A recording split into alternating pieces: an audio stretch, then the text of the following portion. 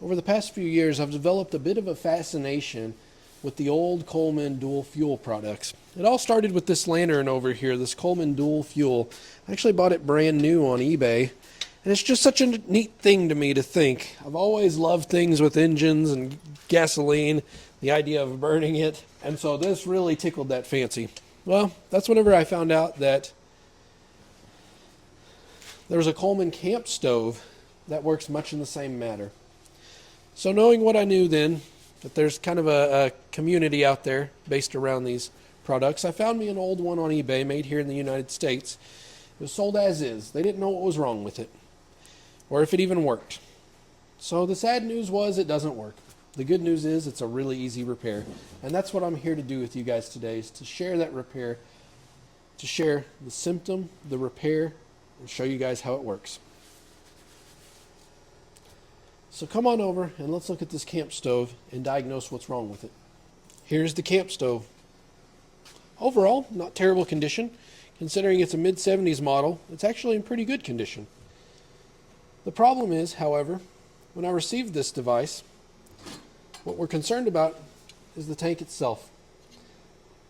I took the cap off, filled it up with fuel, tightened the cap down as well as I could, took the pump, unscrewed it, started pumping. Guess what? No pressure. No matter what I do, no pressure on this thing. With no pressure, we have no fuel. We have no way to burn fuel. So because of that, we need to take a look at this tank and diagnose the issue. Let's move everything to the side here so we can work strictly just on the tank. It wouldn't be a terrible idea to empty the tank out and its contents. And the first thing we want to do is let's do an inspection on the tank. I knew, based on the pictures in the listing, that the tank was overall in pretty good condition. Don't mind if it's a little bit oily. I'd sprayed it down with some stuff to try to restore it without actually painting. But what we need to do is make an inspection on the tank itself. I didn't see any areas of rust or concern, so I believe that the tank itself would hold pressure. That would lead me to believe that one of two things could be the issue. Potentially, the port here, where the gas comes out, not holding pressure, maybe an O-ring, a seal in here somewhere, or could it just be the pump itself? Well, luckily, I had this Coleman lantern here with a pump that I could rob Peter to pay Paul, so to speak. So I pulled the pump off, put it on here. Lo and behold, it works great. What I did was, I went to Amazon, and I'll leave a link for you guys below, and I bought myself an OEM original Coleman pump. So let's open this for the first time together and take a look at it. Looks like it comes with everything that we need for an assembly here. You see all the different little parts in there. And I don't know how this will compare to the old, or if this is even the original. So first things first, let's remove this old one. It's rather simple. All you need is a flathead screwdriver or something of that nature. You're going to see right here, this little guy right here, this is a retaining clip or ring. I'm just going to put my screwdriver in here, and in fact, if you want to pull the pump out, it helps a little bit. Just place it right in here like this, pull out, and you're going to do that on both sides. You can see the other side was already loose. That retaining ring, with it loose, the entire pump assembly will come out. What you can see is we've got two holes on each side. That's where that retaining clip holds onto. And here is likely our issue. This gasket right here. It's just old, cruddy, and starting to look decayed. So what we're going to do is open up our new Coleman pump. And let's look at the assembly. I'll be honest, I've never built one of these before, so I'm not sure what we're going to get into here. Let's dump everything out on the table here and take a look at where everything goes. Using our other one, we can pretty well figure out the order everything goes. So what I've done here is taken my screwdriver to pry off this clip. That way we can disassemble the unit and try to make it match up as best we can with the new unit. I don't believe we're going to need this piece, as that's not contained on the unit that we have here. So first I'm going to take the cap We'll try to put the spring on.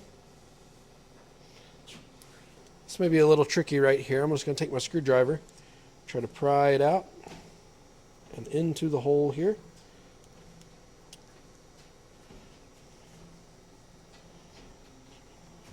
And if you find you are to have difficulties, you could grab a pair of pliers too. That might work even better. So I'm going to take this, pry it open just ever so slightly to try to get it hooked in here. There we go. You can see I've got it up on the edge here. So I should be able to just push this thing the rest of the way in, I think. Took a little bit of doing, but I got it. Let's get you guys at a better angle here so you can see everything. Okay, so now that we've got that on there, what's our next step? Let's just follow the whole process here. I'm going to set this up exactly like the old one is. So slide that on first. Looks like we need the spring now. Hiding under the screwdriver. Spring on. And now it would appear that we've got one of those metal retaining clips on the top and the bottom of this. Okay.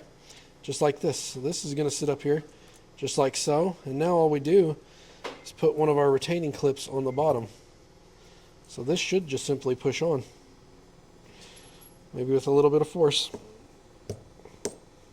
There we go. So from our pump assembly, we didn't need this piece or this piece. That should be the entire new pump assembly. You can see the gasket itself is a little bit different, but we're going to hope that it works. So now, let's take our tank, let's put our pump assembly on. One thing some guys will do, and it's probably a wise move, this is going to be a tight fit for this rubber gasket to go down in there. What you can do is take just a little bit of oil and rub it, like I've actually got some on this tank here, rub it on this gasket. That way you have a better chance of getting it into the tank without tearing it. So I'm just going to take a little bit of this residual oil. Motor oil, doesn't really matter what you use. Cooking oil, really truly doesn't matter. Slide that over the top. Get this thing started as much as we can. It's going to be a little tricky, but you can get it to fit down in there perfect. And so now what we're going to do is we're going to slide the entire pump assembly into the unit itself. And just as we did earlier, what we need to do is we need to line this retaining clip up with these holes right here and then place it right back on. So you could take either your flathead screwdriver or your needle nose pliers and do just that. I'm going to try it with the screwdriver. I seem to have had fairly decent luck doing that. So I'm going to, because I find it easier, pry this up this direction.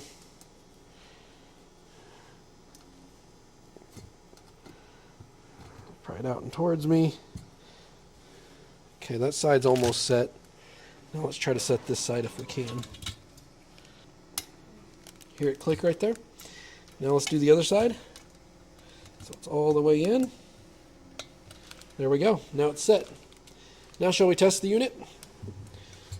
So just as you're used to on these devices, so screwed all the way to the right, it's tight, no movement. Unscrew it to the left, thumb over the top here, and pump. I can immediately tell that I'm building pressure. You're supposed to do 40, 50 pumps. Tell you what, in celebration of this, we'll put this into our Coleman and we'll light it together.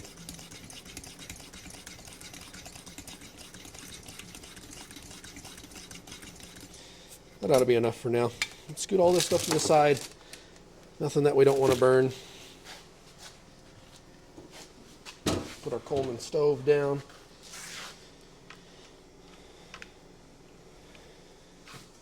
Back you guys up so you can see the whole process here. Alright, unlatch.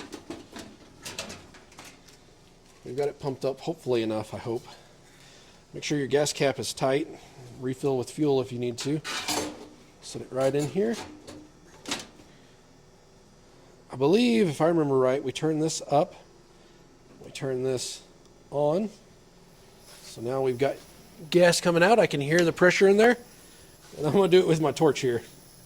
Okay, guys, ready? Whew. Nice and easy. Can you guys see it? Can you guys see it from there? Beautiful. It's working perfect. So now, should we light the other one? I think so, because it's so fun. So we'll undo this. Some of that secondary fuel there. See it smoking. Just like that. Both burning now. It's working exactly as it should. Well, I'm ready for some breakfast now. That looks good. You know, that's one thing I got to say I appreciate about this sort of stuff. It's nostalgic to think the stories that this camp stove might be able to tell and the fun of it.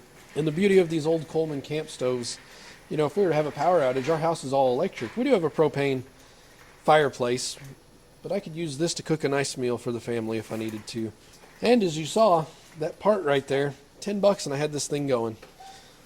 I got it at a pretty decent value, so $10, I'm not upset to have to throw that at it and get this thing up and going. Old quality USA made item, and even whenever a part failed, I was still able to source a part from the manufacturer to fix this. So thanks to Coleman for producing these awesome products, and thanks to you guys for watching on how to fix this right here.